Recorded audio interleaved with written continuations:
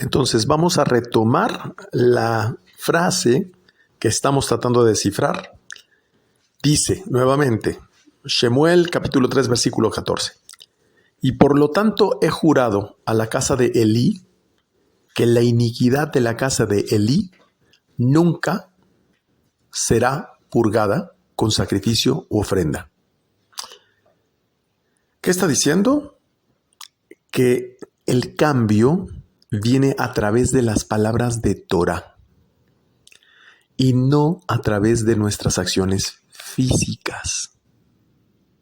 Es decir, cuando tenemos un problema, lo primero que queremos contratar es un contador, un abogado, un consejero, una serie de cosas. Pero nos dice que el cambio viene a través de las palabras de Torah, no a través de nuestras acciones físicas. Pues el estudio de Torah y sus palabras, así literalmente lo menciona el Zohar, son superiores a todos los sacrificios. Como ha sido aceptado, está escrito, si recuerdan esta frase, esta es la Torah de la ofrenda quemada, la de granos, minja, la del pecado, hatat, y la de la culpa, shelamim. Dice en Vayikra, capítulo 7, versículo 37. Entonces esto quiere decir que la Torah es igual para todos los sacrificios del mundo. Cuando una pena es decretada en el cielo en contra de aquel que se afana, aquel que se entrega a la Torah, la pena es cancelada debido a que el estudio de la misma rebasa todos los sacrificios. Entonces dice literalmente, el hombre se vuelve puro a través de las palabras de la Torah. Por lo tanto, aquel que está luchando en términos de su pureza no puede hacerlo mediante acciones físicas.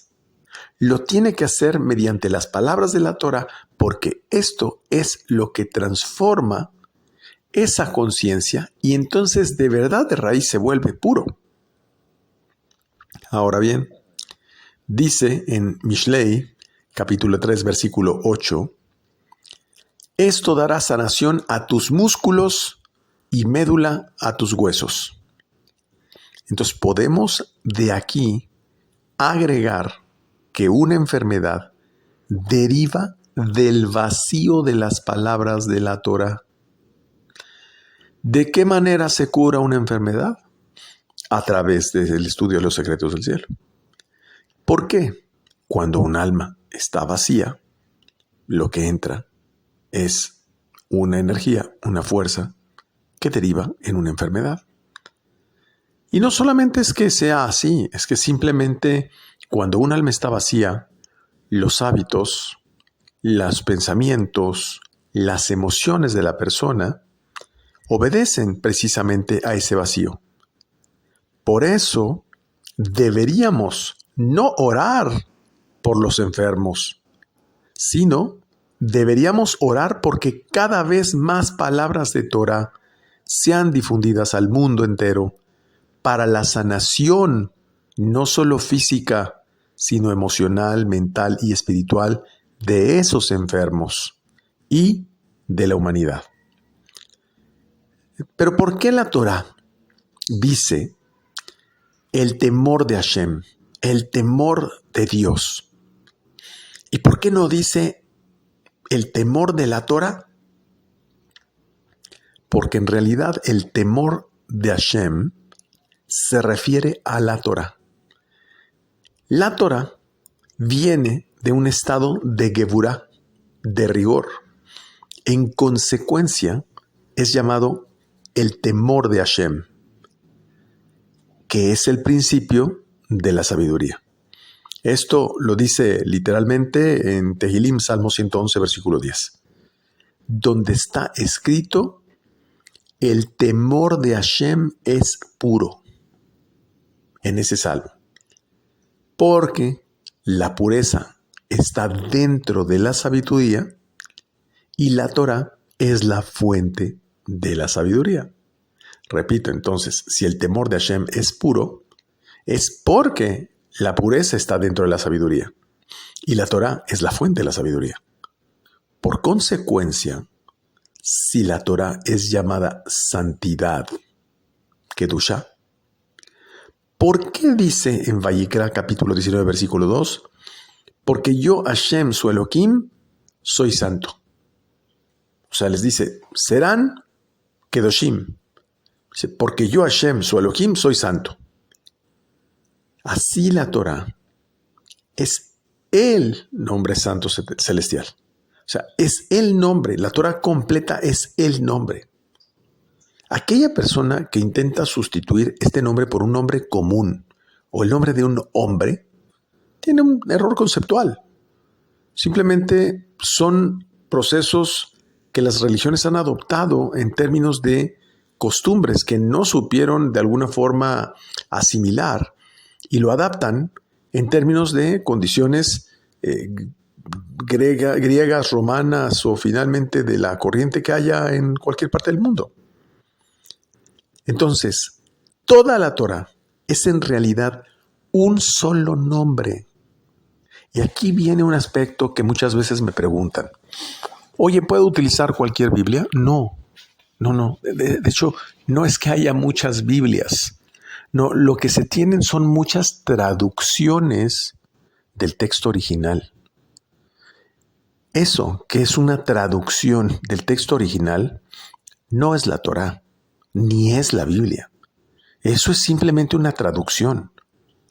La Torá son aproximadamente 400,000 letras, más o menos, perdón si me equivoco.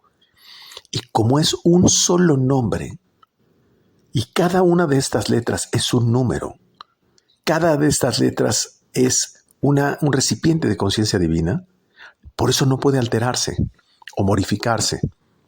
Por lo cual, obviamente, una traducción solo es para fines didácticos. Repito, una traducción solo es para fines didácticos. Pero cuando de repente las personas ya transforman una traducción en la verdad absoluta, pues están en un completo error. Por lo tanto, esa traducción que se tiene de la Torá jamás representa su significado original. Porque para empezar, si además esto fuera, y lo digo desde mi punto de vista, una secuencia numérica, pues resulta que esa secuencia numérica se pierde y por lo tanto sería imposible revelar ese código. Por lo tanto, cuando uno estudia ese nombre santo, que es toda la Torá, desde Bereshit hasta Israel, que es la última palabra, primero se hace puro, y dice el Zohar, después se vuelve santo. Entonces, ¿cómo primero se hace puro y después se vuelve santo? Kadosh. Por ello, la Torá dice, serán ustedes para mí un pueblo de sacerdotes y una nación santa. Eso lo dice en Shemot capítulo 19, versículo 6. Repito, serán ustedes para mí un pueblo de sacerdotes y una nación santa. Entonces nos damos cuenta aquí, y lo vamos a ver en la próxima parashá, donde cuando está hablando del sacerdote, ya no es solamente de un sacerdote, sino de un pueblo de sacerdotes. Habría que entonces entender cuáles son las reglas y regulaciones para ser un sacerdote. Y en Shemot, capítulo 19, versículo 6, es seguido por estas son las palabras. Es decir, serán ustedes para mí un pueblo de sacerdotes y una nación santa, y estas son las palabras. Es decir, son las palabras que le purifican y posteriormente le vuelven santo. Entonces habría que estudiar todas esas palabras. Voy a explicarlo de una forma diferente. Es una santidad, y con esto ya entendimos que santidad es una separación que sobrepasa toda santidad. Porque proviene de una sabiduría que rebasa todas las demás. La Torá no existe sin la sabiduría y la sabiduría no existe sin la Torá. Todo está en un nivel y todo es uno. Pero para ello, primero hay que purificarse abajo y luego el hombre se purifica arriba. Rabbi Abba en el Zohar enseña que toda la Torá es sellada con el anillo de Akadosh Baruj Hu, que es el nombre de Emet, Aleph Mem Tav, que vale, por cierto, 441. En él, en este anillo, en este nombre Emet, verdad, que significa en español, se encuentran sus 10 mandamientos. Pero, vamos a entender, no solamente son las ordenanzas, son 10 mandamientos, decretos, penalidades y ordenamientos. Entonces regresamos a la explicación. Para ser Kedoshim, habría que entender los 10 mandamientos o las 10 palabras, los decretos, las penalidades y los ordenamientos. Y entonces ahora sí entenderíamos las reglas completas. Pero entonces, ante tanta pureza y santidad, ¿por qué la Torá habla en este mismo capítulo del delito de incesto? ¿No? Que es esta situación de ir en contra de su propia hija, un padre en contra de su hija. Y dice, porque quien se mantiene apartado del incesto es producido en la santidad, ya que los padres se santificaron al momento del coito. Así literalmente lo dice la Torá. Es decir, a través del trabajo en sí mismo es como es producida esa santidad. Pero, en realidad, dice, aquel que no se consagra en sus deberes maritales, dice, comete incesto. Así es que esto del incesto no va para aquel papá que va en contra de su hija. No está hablando de eso. Les recuerdo que la Torá no es un libro de derecho civil ni derecho familiar. Es un libro enfocado completamente a un manual de meditación. Es un manual de leyes de causa-efecto. Entonces, aquel que no se consagra en sus deberes maritales, por lo tanto comete incesto. ¿Por qué eso? Porque Malhut, que es la semilla, la gota de semen, la Shejiná, la presencia divina, la comunidad de Israel, es llamada hija. Por lo tanto, aquel que no se consagra en sus deberes maritales, es decir, aquel que no santifica, aquel que no separa el acto sexual del ordinario y que no tiene la intención correcta, la meditación correcta dentro del acto sexual, está cometiendo incesto. Es decir, es como si violara a su hija. Y lo voy a explicar de una forma realmente impresionante que creo algún día me lo explicaron. ¿Qué es un incesto? Un incesto es una condición en la cual un padre trata de aprovecharse o abusar sexualmente de su hija. Es decir, la hija no está de acuerdo en términos de llevar a cabo esta relación sexual con el padre. Es exactamente lo mismo. Akadosh Baruj Hu está presente entre el hombre y la mujer cuando se lleva a cabo una relación sexual. Y tampoco está de acuerdo en la forma como se le utiliza cuando esta es una relación, como lo acabo de explicar, de caballo, de mula, de animales. Entonces, literalmente, la Shejiná, que es la Sefirá Malhut, que es la presencia divina, es como si se actuara para efectos de abusar de la presencia divina, aunque no lo quiera el Creador. La diferencia es que como el Creador tiene que mantener con vida a esas personas, esa presencia se ve abusada de la intención que pone la persona dentro de ese acto sexual, porque no hay entendimiento, lo único que hay es ignorancia y por lo tanto no hay sabiduría y la persona es culpable de eso de lo que existe, como lo hemos mencionado. Aquel que desea de verdad consagrarse, y lo dice así el Zohar, aquel que quiere consagrarse con la gracia de su Señor, debe tener relaciones sexuales solo a partir de la medianoche o en la medianoche. Así lo dice literalmente, para que aprendamos que hay un momento para tener la relación sexual y otro que no. Aquel, por ejemplo, que tiene una relación sexual en medio de la tarde, lo que tiene es puro rigor. Ahora, ¿por qué en la medianoche? ¿Por qué a partir de la medianoche? Porque en ese momento Akadosh Baruj Hu está en el Gan Eden, en el jardín del Edén, denotando Malhut y la santidad celestial que es despertada. Es decir, Akadosh Baruj Hu en ese momento lo que está es deleitándose de aquellos que están elevando Malhut, que están estudiando sus secretos y donde esta santidad, esta diferencia de todas las demás naciones es despertada. Este es el momento para ser consagrado. Estoy leyendo literalmente letras del Zohar.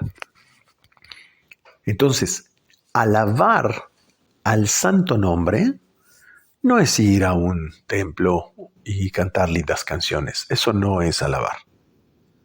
Alabar al santo nombre es una definición que el Zohar dice literalmente, es levantarse de madrugada y afanarse a la Torah. Es la unión de Malhut con Zerampín. Eso se llama alabar al santo rey. ¿Por qué rey?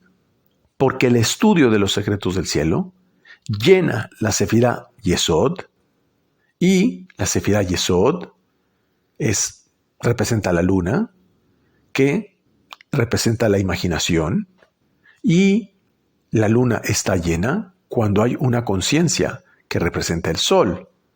Por lo tanto, alabar al Santo Rey es cuando nosotros crecemos esa conciencia mediante el estudio de los secretos que llena la Sefirá Yesod y esta está llena de la conciencia divina. Eso es alabar al Santo Rey. ¿Y cómo se llena esa conciencia divina? A través del estudio de los secretos del cielo que se hace de madrugada. ¿Por qué el rey? ¿Por qué el estudio de los secretos llenan la Sefirá Yesod? Porque la Sefirá Yesod se llena de conciencia que la representa el sol. Así como el sol ilumina y llena la luna, es la conciencia que está llenando la imaginación. Y hasta que la imaginación no está llena de conciencia, entonces es llena de la conciencia divina. De igual forma, en el capítulo 19, literalmente indica el Zohar que el momento propicio para tener relaciones sexuales es la víspera de Shabbat para los sabios en la Torah. Así lo indica. A fin de encontrar la gracia en Akadosh Baruj Hu. Y esta unión es la unión de Zerampín y Malhut. Por eso son llamados santos. Y dice, y será como un árbol plantado junto a corrientes de agua que produce su fruto en su tiempo. Y ya explicamos que esto de en su tiempo es conforme al tiempo del justo, es decir, aquel que tiene el conocimiento para poder ingresar al santuario en el tiempo correcto. Esta forma de actuar es lo que convierte a la nación de Israel en una nación única. Y de la misma forma, también Los tefilín que se pone el pueblo de Israel representan la unión de Biná y Malhut, lo cual es único del pueblo de Israel. Esa es la perfección consistente abajo y arriba. Y al utilizar los tefilín, se santifica a ellos. ¿Por qué se santifican? Porque los tefilín es la unión de Biná y Malhut. Porque quien usa los tefilín, por dicho motivo, es llamado perfecto. Es decir, llamarse perfecto es el que entiende, el que tiene ese conocimiento para la unión de Biná y Malhut y tiene la conexión para efectos de hacerlo. Entonces, uno que es defectuoso o llamado defectuoso no es llamado uno. Es decir, no unifica el mundo superior con el mundo inferior. Esta es la misma forma en que se usa el talet adornado con una cubierta que es lo que representa el mundo de arriba. Entonces, ¿de qué nos está hablando el Zohar? ¿Qué nos está hablando en términos de esta relación sexual en Shabbat? Es muy simple. Nos está hablando de la unión de Biná y Malhut. Por eso es que dice que esta relación sexual se hace para los sabios de la Torah. Es decir, no estamos hablando de simplemente tener una relación sexual el viernes en la noche, no. Para los sabios en la Torah lo dice. Es decir, hay que saber cómo tener esa relación en términos de una intencionalidad y saber los yihudim, los nombres que hay que meditar. Entonces ahora sí, quien tiene esa relación, dice el Zohar, esto es maravilloso, a fin de encontrar la gracia en Akadosh Baruj Hu. Esa, que es la unión de Zerampin y Malhut, esos que saben hacer la unión de Zerampin y de Malhut, esos sabios de la Torah que saben encontrar la gracia de Akadosh Baruj Hu, es decir, saben cómo bañarse de esa bendición, esos son llamados santos. Y entonces dice, y será como un árbol plantado junto a las corrientes de agua, que produce su fruto en su tiempo. Entonces, vuelvo a repetir. Explicamos que es conforme al tiempo del justo. Esto lo explicamos en la parashá a Jaremot. Entonces, ¿por qué conforme al tiempo del justo? Porque solamente el justo, que está lleno de esa sabiduría, ese es cuando sabe cuál es el tiempo para tener esa relación, sabe cuál es la herramienta que hay que utilizar y por qué. De otra forma, y vuelvo a regresar al inicio de esta parashá, la gente tiene relaciones sexuales como gatos. Es decir, piensa lo que quiere, intenciona lo que quiere, desea lo que quiere, a la hora que sea. Así es exactamente el caso de un caballo o de una mula. Por eso dice descarados. ¿Por qué? Porque hay muy poco pudor, porque hay muy poca moralidad en la forma como se relaciona sexualmente uno de estos animales, que lo puede hacer en el momento que sea, cuando simplemente se le antoja. Esta forma de actuar diferente es lo que convierte a la nación de Israel en una única y diferente nación. Ahora bien, mencionábamos acerca de los tefilín. ¿Por qué los tefilín están relacionados con este punto? Porque el tefilín de la cabeza representa Biná y el tefilín del brazo representa Malhut.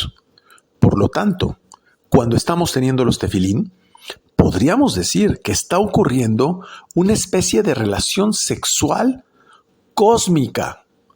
No necesariamente tiene que ser una función de apareamiento físico. No, también hay una relación entre el Creador y su criatura. Y justamente explica el Zohar, usar los tefilín los santifica a ellos. ¿Por qué? Porque es la unión de Binah y Malhut. Porque quien usa los tefilín, por dicho motivo, es llamado perfecto. ¿Y quién fue que dijimos que era llamado imperfecto? El que era falto de fe, aquel que es llamado ignorante, aquel que es llamado culpable, es decir, aquel que no puede modificar su destino. Por lo tanto, es a través de la boca y a través del acto sexual que nosotros podemos cambiar el destino. Nos ponemos los tefilín para hacer oración y utilizar la boca, y nos ponemos las intenciones correctas en el momento de Shabbat, viernes por la noche o la madrugada, para efectos de poder tener la intención correcta en el acto sexual. Uno que es llamado defectuoso no es llamado uno. Explicaba. ¿Qué significa que no es llamado uno? Es decir, que no unifica el mundo superior con el mundo inferior. Entonces, de la misma forma, explicaba, el talet es adornado con una cubierta que es el mundo de arriba. Y recordemos el significado del talet. La palabra tal es con valor 39. Ese valor 39 es el nombre de Yud-Ke Vav-Ke, declinado con Alefim, pero que le falta la última Hei. Entonces es Yud Vav Dalet, He Alef, Vav Alef Vav. Eso es lo que significa tal. ¿Y qué es 39? Es un ángel. Es el nombre de Yud-Ke Vav-Ke, sin la última Hei, con la partícula de la Alef en cada una de sus letras. Es decir, no tiene la parte física. Y entendemos, quien se pone el talet, lo que hace es ponerse una cubierta del mundo de arriba. Es decir, no opera sobre esa persona el rigor. Esto lo explicamos la clase pasada en la parashá de Bereshit. Entonces dice el Zohar, el hombre debe esforzarse continuamente por hacer esa unión. Cuando el hombre no hace la unión entre Binah y Malhut, ya explicamos que de esa forma se asemeja mucho a los animales. Entonces, una persona que es llamada uno es cuando en él hay masculino y femenino, hombre y mujer. Si no, entonces, ese ser no es llamado uno. Por lo tanto, es llamado defectuoso. Por eso Nadab y Abihu tenían un gran defecto. No estaban casados. Entonces, cuando están Jochma y Binah, que en realidad se refiere a Shabbat y Torah, pero también la meditación y su interpretación. Entonces, así como tenemos Jochma, que representa la Torah, y Binah, que representa el Shabbat, también tenemos la meditación, que es Jochma, y su interpretación de la meditación es Binah. Ese que es capaz de hacer la unión de Torah y Shabbat, de la meditación y su interpretación, ese es llamado perfecto, considerado sin defecto.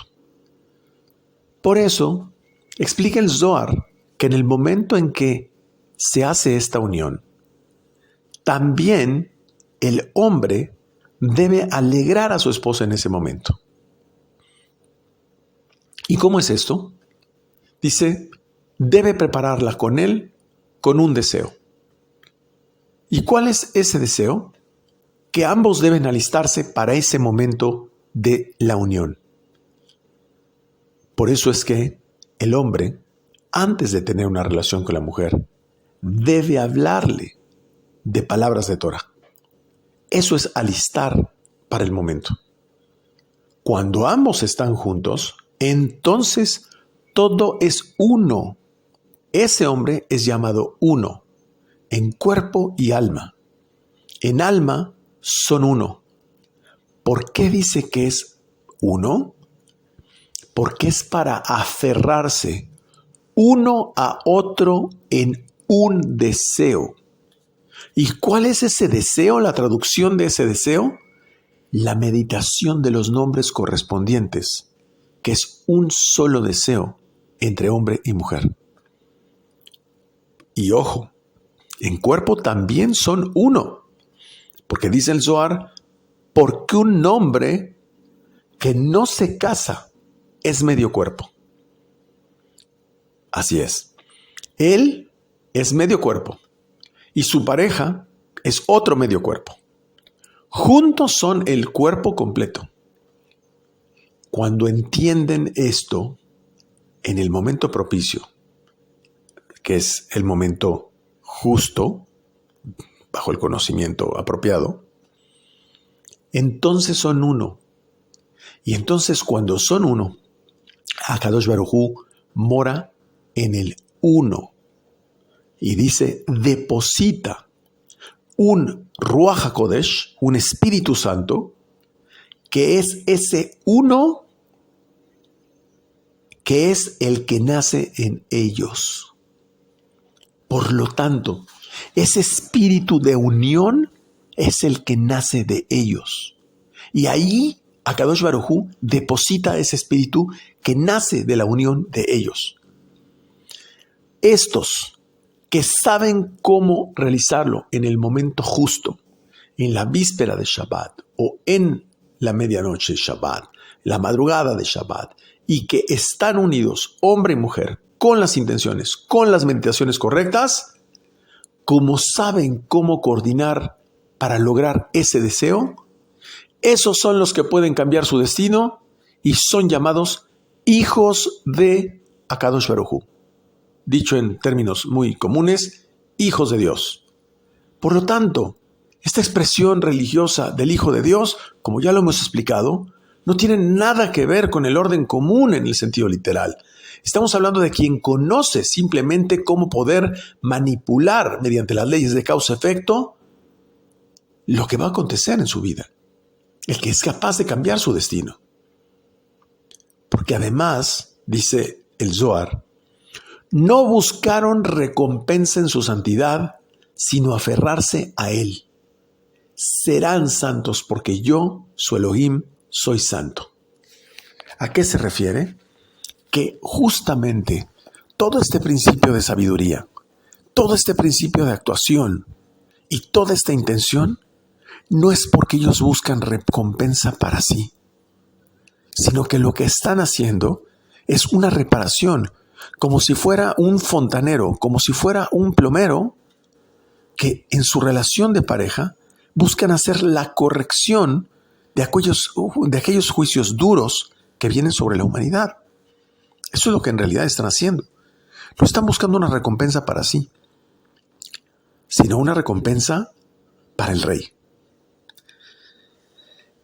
Entonces el hombre tiene un texto aquí muy interesante, Vayikra, capítulo 19, versículo 3, donde dice, el hombre con su mujer incluida honrará a su madre y a su padre. Ojo, no dice a su padre y a su madre, no, dice a su madre y a su padre, en ese orden.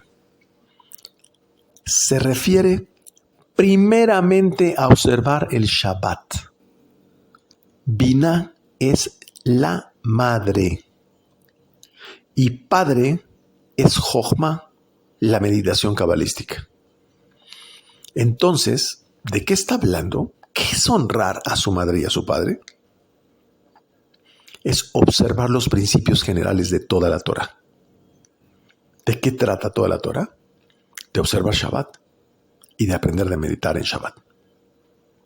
Por lo tanto, aquella persona que dice estudiar la Biblia y no honra a su padre y a su madre, o sea, que no respeta los Shabbatot, en esencia, que no entiende los principios generales de la Torah, simplemente no está haciendo nada.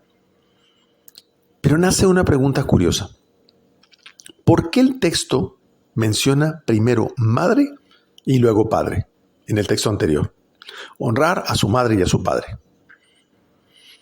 Explica porque la madre no tiene un poder para destinar, para mostrar su fuerza, o bien para infundir, dice, el respeto como su padre, que es Jochma.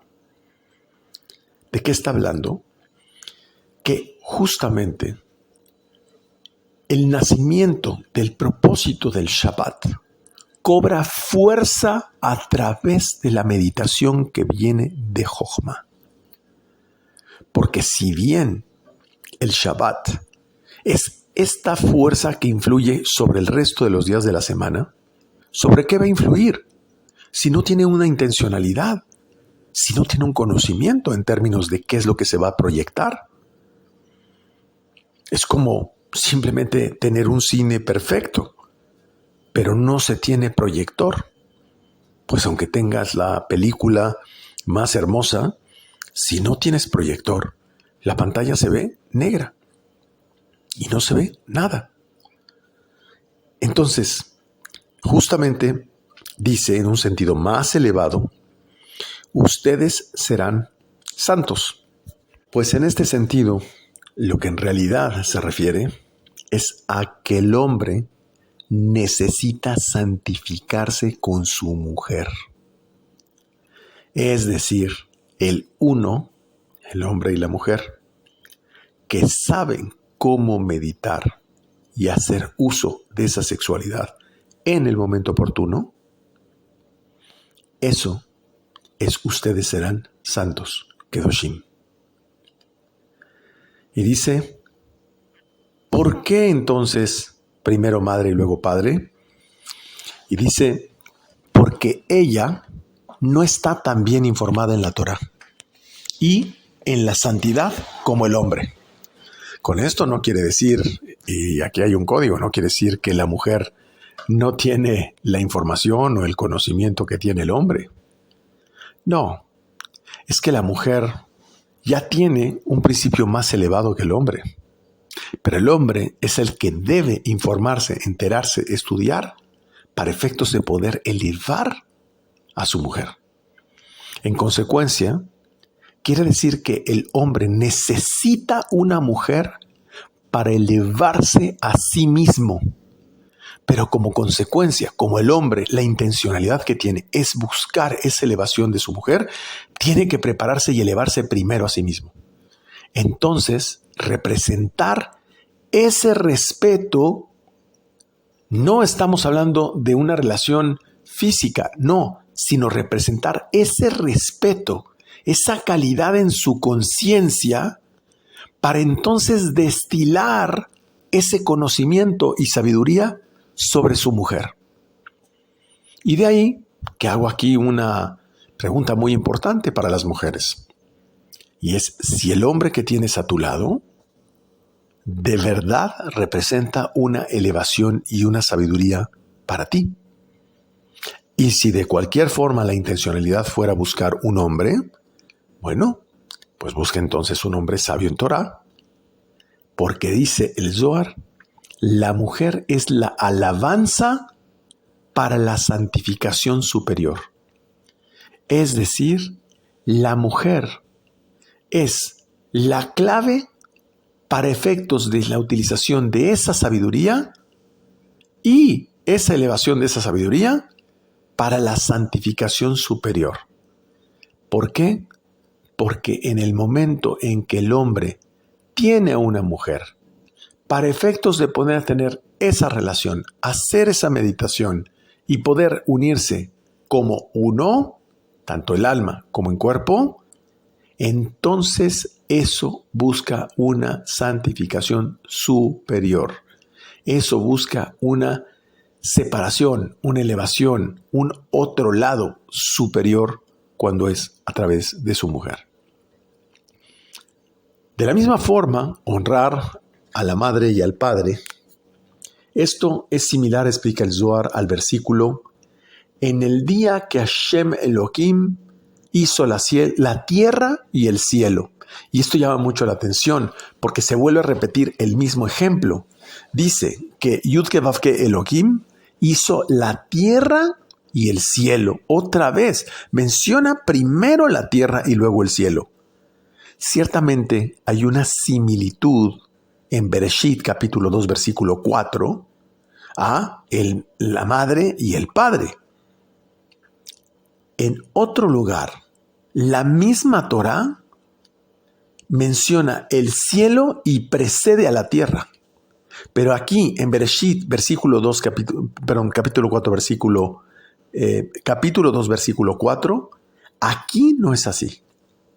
En realidad lo que significa, y vean qué profundo es esto, es que el cielo y la tierra fueron creados simultáneamente.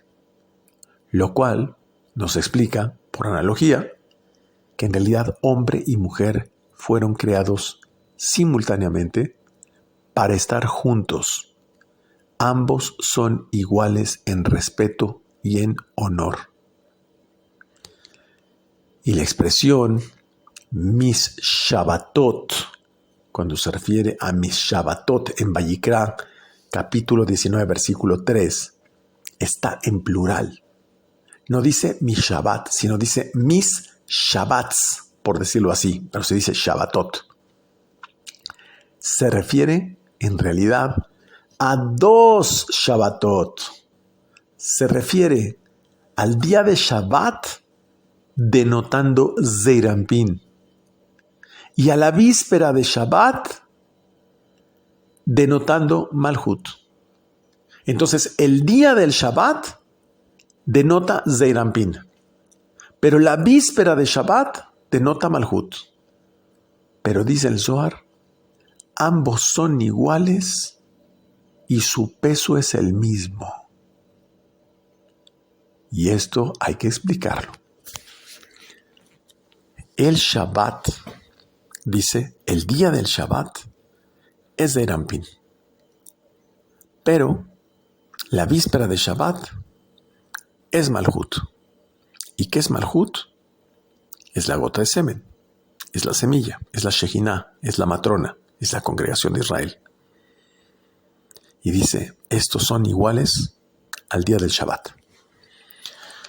Porque nosotros cargamos toda la energía del Shabbat en la relación que ocurre en la víspera de Shabbat y después elevamos esa fuerza a través de la tefilá que hacemos en el día a través de la boca que conecta con Zeir Anpin. Por lo tanto, aquel que tiene una relación correctamente intencionada en Shabbat y por el otro lado sabe cómo hacer la tefilá durante el día, ese es el que cumple sus Shabbatot. Tienen el mismo peso. Y como no pueden existir separados, porque si no entonces sería medio cuerpo, tienen que ser los dos. Por lo tanto, el versículo lo escribió como uno solo. Y guardarán el Shabbat porque santo es para ustedes. Ya ahí lo escribe como uno solo, porque se entiende que están juntos. Esto está en Shemot, capítulo 31, versículo 14.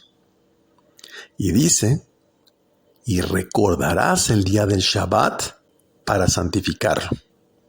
Esto está en Shemot, capítulo 20, versículo 8. Pero en uno dice, si se fijan en Shemot 31, versículo 14, dice, guardarán el Shabbat. Pero en Shemot 20, versículo 8, dice, recordarás el Shabbat. Entonces, ¿cómo en uno guardarán y en el otro recordarán? Sí, uno es shamor, guardarán. Y el otro, vezagor, recordarán. Uno se refiere a las mitzvot, a los preceptos que se guardan, y el otro se refiere a las kavanot, a las intenciones de aquel que conoce los secretos. Una cosa es guardar Shabbat y otra cosa es el hombre y la mujer que estén unidos como uno solo. Son cosas diferentes, pero al final es lo mismo, es uno y tienen el mismo peso. Porque el hombre representa Zeir Anpin, es decir, Yesod, y la mujer representa Malhut. El hombre representa Vezahor, que es recordar, es decir, el hombre debe conocer los secretos de la Torah y nombres a meditar. Y la mujer representa Shamor, que es guardar, que son todos los preceptos que están asociados alrededor de la mesa del Shabbat, del Kashrut, de las velas, etc. Porque realmente la carga del número de preceptos que se tienen que guardar en Shabbat, si lo observamos, aquellos que conocemos muy brevemente la halajá, nos damos cuenta que la mujer en Shabbat tiene una carga sumamente fuerte de preceptos. Cómo tiene que cuidar los platos, cómo tiene que cuidar la comida, cómo tiene que cuidar la mesa, cómo tiene que cuidar las velas, cómo tiene que hacer todos los procesos que están asociados de la casa, son muchísimos. Pero de la misma forma, toda la carga de la tefilá y toda la carga de las meditaciones fundamentalmente recaen en el hombre, que conoce todas las reglas de tefilá, todas las kavanot que están asociadas en la tefilá. Toda esa parte, esa carga recae sobre el hombre. El hombre representa Zeir Anpin y la mujer es Malhut. Por lo tanto, aquí no hay ni un machismo ni un feminismo. Simplemente son un complemento. ¿Y qué explicamos? Que una vez que descubres el complemento del otro, esa parte oculta se va. Por lo tanto, cuando una mujer descubre el valor que trae un hombre para su casa y el hombre descubre el valor que tiene una mujer también para su casa, entonces esa parte oculta, esa parte que aparentemente son diferencias, se vuelven complementos. Y eso es también el principio del Shalom Bait, de la paz entre el hombre y la mujer. Pero en otra parte está escrito: guardarán mis Shabbatot y honrarán mi santuario. Y esto está escrito en Vayikra, capítulo 26, versículo 2. Empezamos a entender que ambos están relacionados. Y ya sabemos qué es el santuario. Pero ahora dice, guardarán mi Shabbatot. Es decir, que Zeir Anpin y Malhut tienen que estar juntos, porque son Shabbatot. Y por otro lado, tienen que honrar el santuario. Es decir, hay una forma en cómo ambos están relacionados. ¿Qué quiere decir aquí en esta frase mi santuario? Muchos me van a responder, es el lecho conyugal. No, pero en el sentido literal, mi santuario sería el templo. Pero en realidad se refiere a los que santifican en ese momento. Por eso dice el Zohar, no lean mi santuario, sino mis santificados. Es decir, las personas que se santificaron, las personas que sí entienden lo que es la unión sexual de hombre y mujer en la víspera de Shabbat, esos son los que cruzaron al otro lado, es decir, el padre y la madre, esos sí son los que unieron el cielo y la tierra, Biná y Malhut. Pero Rabbi Shimon Bar Yochai agrega, el hombre y la mujer incluida honrarán a su padre y a su madre. Claro, el hombre y la mujer incluida, eso es uno. Honrarán a su padre y a su madre. Aquí lo invierte Rabbi Shimon Bar Yochai. Pero dice, ustedes que se adhieren a Hashem. Es decir, los que se adhieren a Kadosh Baruj Hu, esos honran al padre y a la madre. ¿Por qué al revés? Y esto está en Devarim, capítulo 4, versículo 4. Dice, porque aquellos que se unen en dicho acto al Creador son afortunados porque todo se adhiere junto a Hashem y el uno al otro. Así pues, en realidad, el Zohar significa esta definición, que el acto de santificarse está hablando aquí sobre las relaciones sexuales que existen entre el hombre y la mujer. Pero no se está refiriendo a la parte sexual física. No se está refiriendo al contacto cuerpo a cuerpo. No, está hablando la relación sexual hombre y mujer. Es la metáfora de la unión del mundo de arriba, que sería el macho, y el mundo de abajo, que es la hembra. Se refiere a que ellos, cuando se han unido con su cuerpo físico abajo, también a su vez generaron la unión entre el mundo de abajo y el mundo de arriba. Como es abajo, es arriba. Y en ese momento han traído un cuerpo santo. Así lo dice. ¿Qué es este cuerpo santo?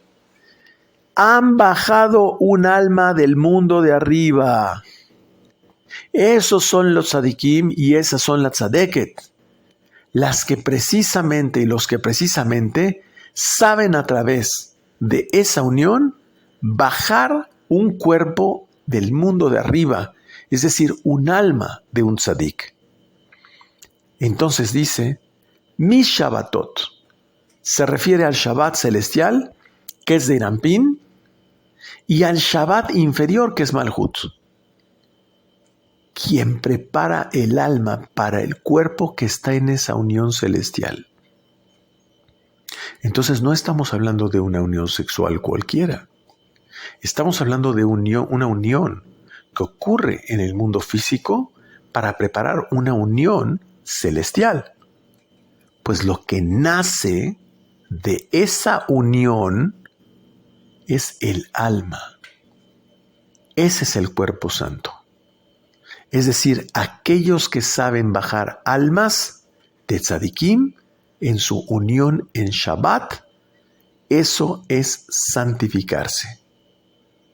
Espero que no quede ninguna duda porque creo que el Zohar es muy claro. Por lo tanto, también el Zohar advierte que mi Shabbatot es una advertencia para aquellos que esperan unirse sexualmente de un Shabbat al otro Shabbat. Es decir, hay personas que deciden no tener una relación sexual entre los días de la semana y esta característica son llamados eunucos. Como lo dice en Isaías capítulo 56 versículo 4, a los eunucos que guardan mis Shabbatot. ¿De qué está hablando? De aquellos que se abstienen a tener relaciones sexuales más que en Shabbat. ¿Pero quiénes son esos eunucos? Explica el Zohar. Estos son estudiosos que actúan afanadamente toda la semana para estudiar Torah y esperan de Shabbat a Shabbat para efectos de tener esta relación con su mujer. Luego entonces, en su sección Rayam Emna, pastor fiel, que es una conciencia más alta en el Zohar, Nos habla en el versículo número 32. Nos habla del número 32, que el 32 es el número de veces que la palabra Elohim está escrita en los actos de la creación, en Bereshit. Menciona la palabra Elohim 32 veces. Y también es el valor numérico de la palabra Kavod, u honor, Kavod, honor. Dicha palabra también vale 32. Y el número 32 representa los 32 senderos de la sabiduría. Entonces, explica el Zohar que todo este tema del respeto para los padres es equivalente al honor para el Shabbat. Esto es muy interesante explicarlo. Porque si el padre, Abba, así se dice padre, es la sefira Jochma, y la madre es la sefira Bina. De ahí que se formó una figura estereotípica en la religión cristiana, lo menciono, donde toman el padre y la madre y lo convierten en algo físico. No, estamos hablando de la sefira Jochma y de la sefira Binah. Eso es el Shabbat. La sefira Jochma representa una fuente de sabiduría, que es la Torah. Y la madre, que es Binah, es el Shabbat. Son las meditaciones que enseña la Torah que ocurren en la unión durante el Shabbat. Eso es honrar el Shabbat. Este honor está explicado en Mishlei, capítulo 3, versículo 35. Dice, el sabio heredará el honor. ¿Cuál honor? El honor de la Torah. Entonces el sabio, el honor que recibe es la Torah. Esa es la herencia del sabio, quien hereda los 32 caminos de los Mohin, es decir, 32 de Elohim, pero explica el Zohar que no es así para los necios, y así lo utiliza literalmente la palabra. Pues para ellos es el mismo texto de Mishlei, donde dice, pero los necios obtendrán deshonor. ¿Y cómo sabemos qué es necio? Pues en la Torá, ¿cómo se le llama al ignorante? Pues dice, ni un ignorante entiende esto. Y la palabra esto, Zot, se refiere a la Torá. Pues está escrito, y esta es la Torá que Moshe puso en Devarim, capítulo 4, versículo 44. ¿Pero por qué es llamado ignorante? Porque en el tetragrama de Yud Hei Vav Hei, la letra Vav, que es lo que une las dos Hei, es decir, la Hei de Binah y la Hei de Malhut, y el ignorante no sabe cómo unirlas. Es decir, por eso es también llamado culpable, porque no sabe simplemente cómo unirlas y cómo cambiar de rumbo su vida. No conocer el principio de Zeir Anpin y de Yesod. Esto hace referencia al principio de instituir un rey sobre lo alto.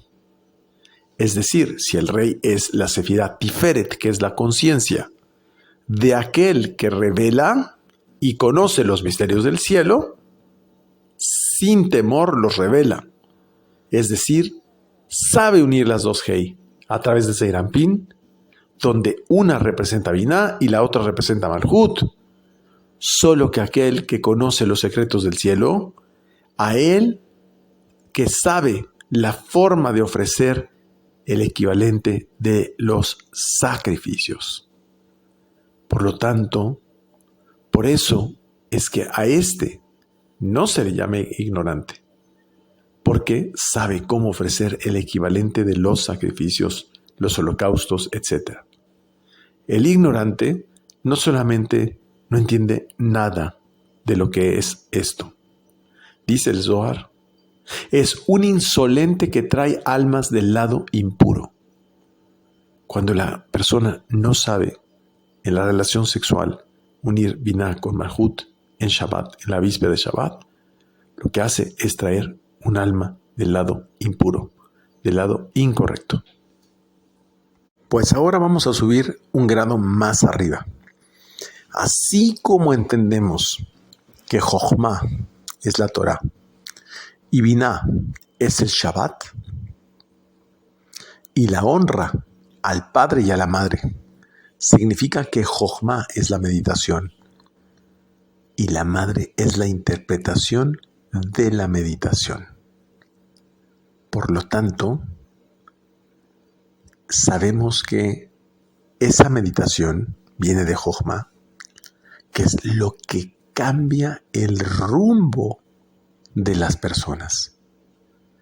Y la madre, que es la interpretación de esa meditación, y lo que utilizamos para lograr esa interpretación es un conector en medio de ambos, que sería el Ta'at.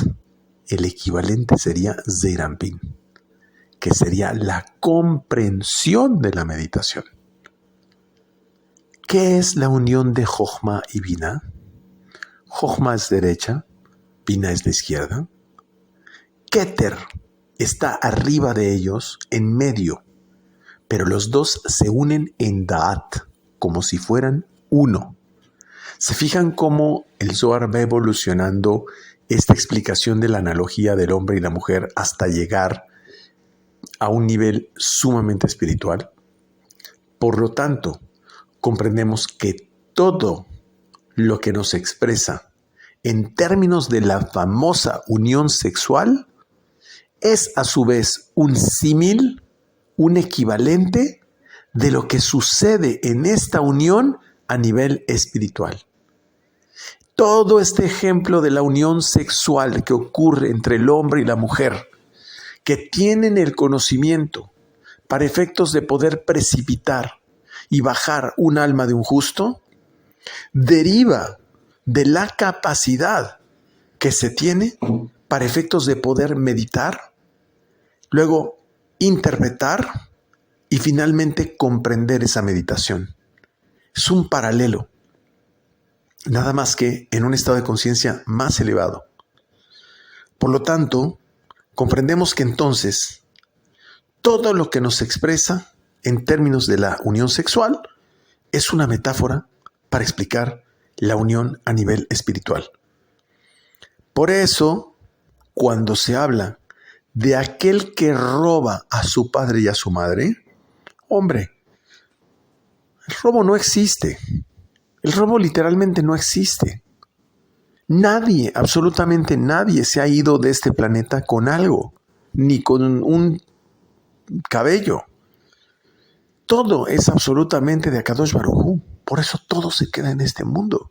Nadie se ha podido llevar, nadie. Ni a la esposa se puede llevar. Ni a los hijos se puede llevar. Entonces, esta expresión, aquel que roba a su padre y a su madre, se refiere a aquel que roba su espacio a Jochma y Binah. Y entonces pregunto, ¿cuántos en nuestra vida hemos quitado espacio y tiempo a nuestro estudio de los secretos, a nuestra capacidad por conectar con el Creador? ¿Le hemos quitado espacio a nuestro Shabbat? Pues eso es robar. Eso significa robar a tu padre y a tu madre. Aquel que le roba tiempo al estudio, aquel que le roba tiempo al Shabbat, aquel que le roba espacio a la meditación para cosas vanas. Pues Jochma, dice, es el trono y nuestro estudio por los secretos, por conectar con el Creador, eso es lo que hace bajar ese trono. Entonces, Jochma es el trono. Y Biná es la banca debajo del Creador para su gloria, dice el Zohar. ¿Qué estoy diciendo? Que precisamente a través de nuestro estudio, a través de ese espacio que tenemos para conectar con el Creador, es que nosotros bajamos a Kadosh Baruj Hu a su trono. Es decir, de Jochma lo bajamos a esa banca que es Biná, debajo del Creador para su gloria. Es decir, y explicamos lo que es la gloria de Kadosh Baruj Hu. Entonces, ¿quién tiene que bajar a Kadosh Baruj Hu de Jochma, que es un estado muy elevado? Nosotros. Eso es la unión de la que está hablando. Pues en esta unión es como nosotros honramos al Creador que está arriba, y esa es la oportunidad para hacer llegar nuestras peticiones y que éstas se eleven a Keter. Por lo tanto, ¿de qué estamos hablando? Que ese momento que se da entre hombre y mujer en la víspera de Shabbat, ese momento que se da en la tefilá en el día del Shabbat, esa capacidad de meditación, interpretación y entendimiento de la meditación, todo ese proceso es lo que permite que nosotros de una forma congruente podamos elevar nuestras peticiones y que se vayan al nivel de Keter, para que finalmente transformen y cambien nuestro destino. Y entonces la pregunta es, ¿y si no conocen la Torá ni sus secretos, cómo pueden revelar lo que está oculto? Pregunta el Zohar. ¿Cómo pueden entender sus preceptos de la Torá? Es imposible. Entonces, ¿qué es lo que están tratando de interpretar? Es una aberración. Esa es la diferencia entre un sabio y un religioso. Porque hay personas que están casadas con una religión.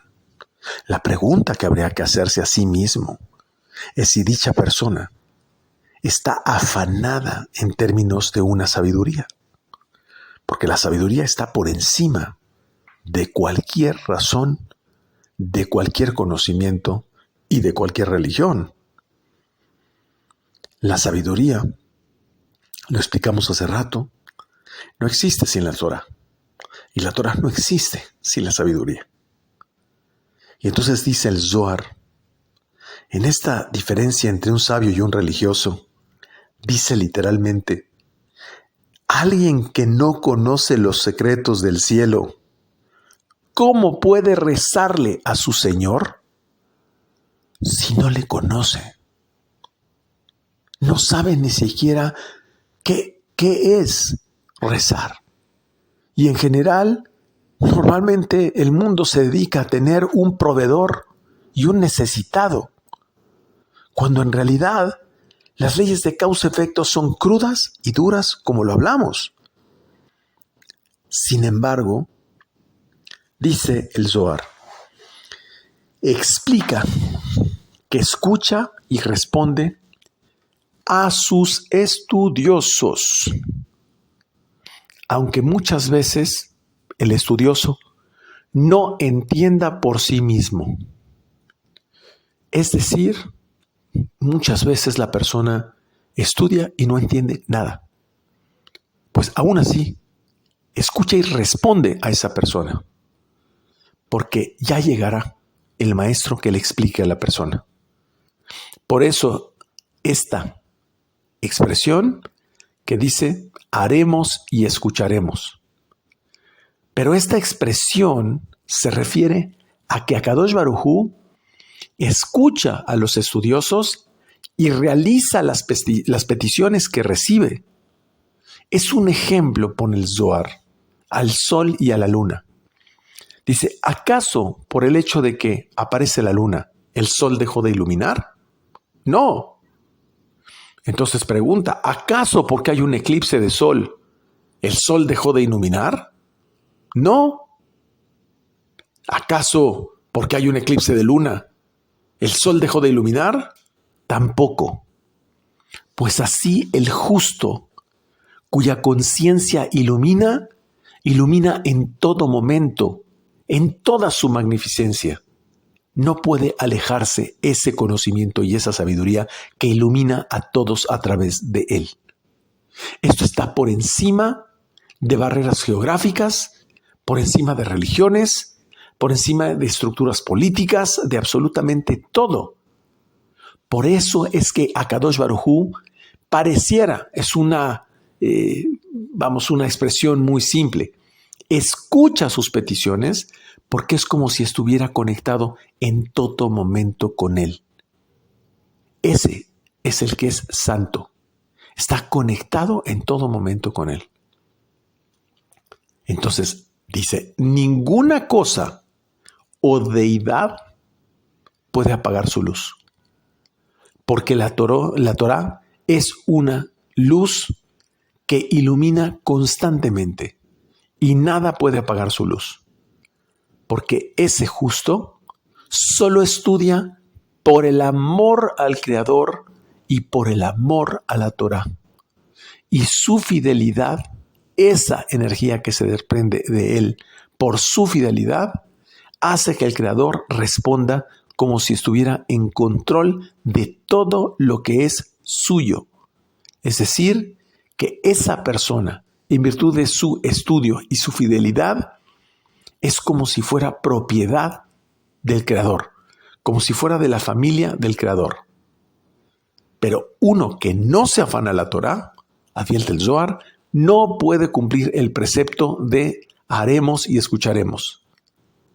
Ese peca y transgrede contra los aspectos negativos, que serían los preceptos negativos, y es considerado un idólatra y equivalente a las naciones idólatras del mundo. Nos habla en esta parashá como un hijo desobediente, y habla de un hijo desobediente, necio, que no quiere obedecer a sus padres. Vamos a interpretar. Dice, no es un hijo desobediente que no le hace caso a papá y a mamá, de que se quiere tomar la leche, de que no quiere estudiar. No. Se refiere un hijo desobediente en la Torá. Es decir, no sigue mitzvot, no sigue Shabbat, no entiende Torá. Ese es el hijo desobediente. Y explica que es la mezcla del mal sobre un hijo que hace que no obedezca este hijo. Entonces, así es como los israelitas desobedecieron a Kadosh Baruj Hu, pero cuando se asciende al mundo de Atzilut, ya no hay mal. Ese mundo de Atzilut, donde arranca nuestra meditación, ahí no hay división. Ahí es como si obedeciera a sus padres, porque después lo que manifiesta en este mundo es eso mismo y nada más. Entonces, este hijo que no obedece, ¿por qué? ¿Por qué una persona que se le ofrece la Torá, que se le ofrecen esos secretos, no obedece? Estoy hablando de alguien que ya tiene una conciencia de la Torá, no una persona que jamás ha escuchado de ello. Entonces explica que la mezcla del mal sobre un hijo hace que no obedezca. Y así es como los propios israelitas desobedecieron a Kadosh Baruj Hu. Pero cuando se asciende al mundo de Atzilut, ahí no hay mal, ahí no hay división. Ahí es como si obedeciera a sus padres. Porque después lo que manifiesta en este mundo, eso es lo mismo. Y esto hay que entenderlo. En realidad, dice que aquel que no sabe meditar, aquel que no realiza meditaciones cabalísticas, ese es un hijo desobediente. Ese es el que desobedece a su padre y a su madre. Porque aquel que sube al mundo de Atzilut, al mundo de Jochma y Binah, lo que observa, medita y manifiesta en este mundo es lo mismo. Entonces ese es un hijo obediente. ¿Por qué dice esto? Porque lo que ve en su vida es el resultado de sus meditaciones. Es decir, sus actos son iguales a sus meditaciones. Por lo tanto, es un hijo obediente, porque lo que hace es exactamente lo que le ordenan su padre y su madre, que es Jochma y Binah. El resultado de la meditación es lo que ocurre en su vida. Y entonces dice algo que parece muy interesante. ¿Por qué hay mal sobre ese hijo? ¿Por qué ocurre la desobediencia muchas veces en el pueblo de Israel? Dice, porque a diferencia de una sirvienta que espera recibir recompensa, un buen hijo hace las cosas por amor a sus padres. El sirviente, si dejan de pagarle, puede desobedecer a su amo.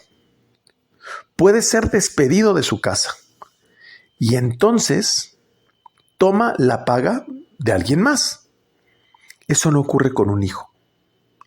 El hijo cumple con sus órdenes o simplemente lo condenan a muerte. ¿Pero cómo es eso? Claro, porque aquel que realiza las meditaciones correspondientes tiene un efecto de obediencia, como si el mundo le obedeciera, por lo tanto sus acciones corresponden. Pero aquel que no realiza las meditaciones correspondientes es como si estuviera muerto. No tiene conexión. Por eso un converso, una persona que se convierte, es admitible hasta que se revele el Mashiach. Es decir, la conversión se puede hacer hasta que se revele el Mashiach. Después, una vez que ya conoce la paga, una vez que ya conoce el resultado de las meditaciones, que es lo que va a enseñar el Mashiach, pues entonces quiere decir que ya lo hizo todo eso por su beneficio. Ya lo realizó por el conocimiento de eso que finalmente le convirtió en benefactor de esa sabiduría, no por amor al Creador. Así dice la frase, Hashem solo lo guió y no había extraño con él, en Devarim capítulo 32 versículo 12. Es decir, no había una intención distinta o fuera de él que permitiese guiar adicionalmente al Creador. No había una intención distinta en él que permitiese ser guiado por el Creador. Es esta persona que realmente busca a Kadosh Baruj Hu porque realmente quiere conocerle. No espera una recompensa. Pues el buen servidor, el llamado buen servidor, es Metatrón. Porque Metatrón, que era Hanoch, por amor al Creador le fue conferido el control de todas las fuerzas angélicas. Y el mal servidor es Samechmem, S-A-M-A-E-L. Ese es el mal servidor, que espera siempre su paga por su labor.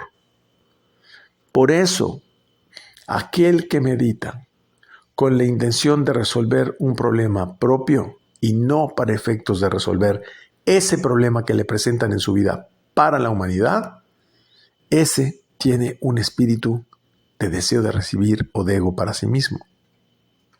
En cambio, aquel que conecta con Binah, recuerden que Binah también es llamado Ben Yah, es decir, el hijo de Yud Hei, el hijo de Atzilut. Eso es Binah, hijo de Atzilut, hijo de Yah.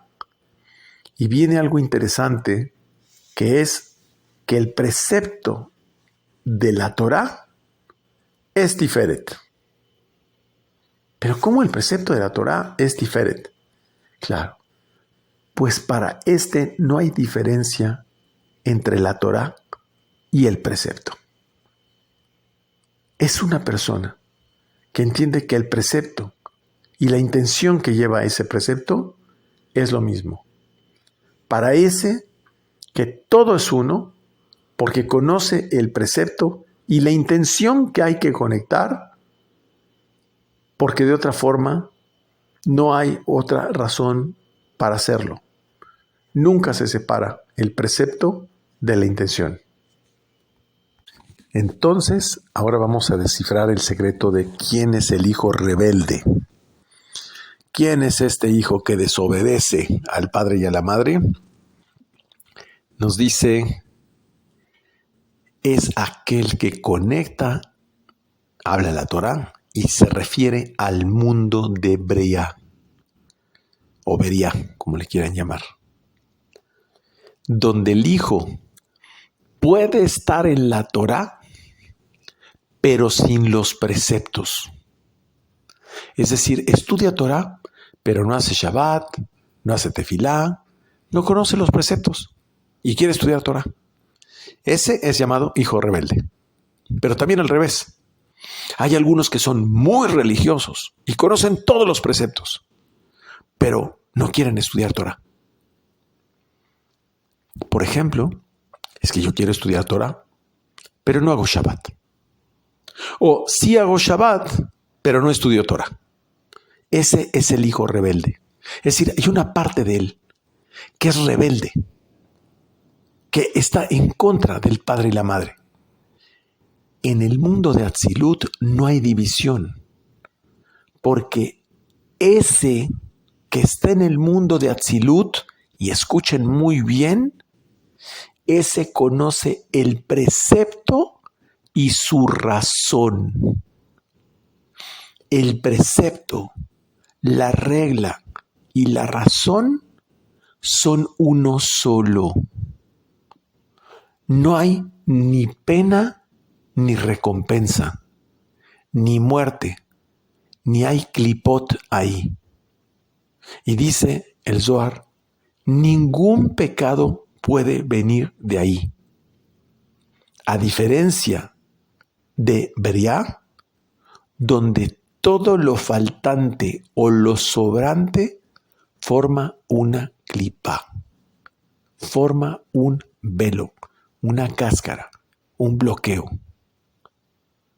Por eso, aquel que estudia Torah y no hace Shabbat está generando su propio bloqueo. Y aquel que hace Shabbat y no estudia Torah está generando su propio bloqueo. Son dos elementos que, así como el hombre y la mujer, así como Zeirampin y Malhut, así como el creador y su criatura, no pueden estar separados. Es que no lo queremos entender porque pensamos que nosotros somos más inteligentes que las leyes de causa-efecto. Y al final, hasta que no viene el palo, que es la consecuencia de aquel que separa el precepto y su razón, aquel que precisamente genera esta clipa es el que, cuando le pega esa clipa, es cuando finalmente reacciona y dice, ¿pero por qué? Si yo actúo con bien. No, es que no hay bueno y malo. Solamente hay ignorante y sabio. Nada más. Toda la diferencia entre esos dos forma una clipa. Y ya para concluir esta sección de la Parashá, la Torah en Atzilut, dice el Zohar, es el árbol de la vida en sí mismo. Y la recompensa es el mundo por venir, el Olam Habá. ¿Por qué? ¿Por qué dice esto? Porque en el nivel de Atzilut, que es el nivel de conexión puramente con el alma, no a través de los pensamientos ni las emociones, sino es un mundo donde no existe división, la recompensa es el mundo por venir. Claro, es que el mundo por venir es el mundo por venir, son los sucesos por venir. Esa es la recompensa. Porque no hay interés de recompensa en acto, en palabras o en pensamientos. Ese es el nivel de Atzilut. Lo explica el Zohar. Es que está en ese nivel, dice Rabbi Shimon Bar Yochai, es la forma de su primogénito del Creador. Ese que está en el nivel de Atzilut, dice, es la forma de su primogénito del Creador. ¿Y qué es el primogénito del Creador? Es el que es llamado hijo de Akadosh Baruj Hu, hijo de Dios. Porque ha llegado a un grado donde se ha santificado a través del santuario, es decir, conoce los secretos de cómo poder precipitar aquello que procede de lo que dice el padre y la madre, Jochma y Binah, que le permite modificar su destino. Ese es el que llega al nivel de santo. Soy santos. Es un proceso para llegar ahí y ser Kedoshim. Dice, porque yo soy Elohim, dice Elohim, Yud Kei Vav Kei Elohim, dice, yo soy santo. Es decir, aquel que ha llegado a esa cualidad que se entremezcla con la intencionalidad de su propio creador. Hasta ahí la parashá y esta sección de Kedoshim.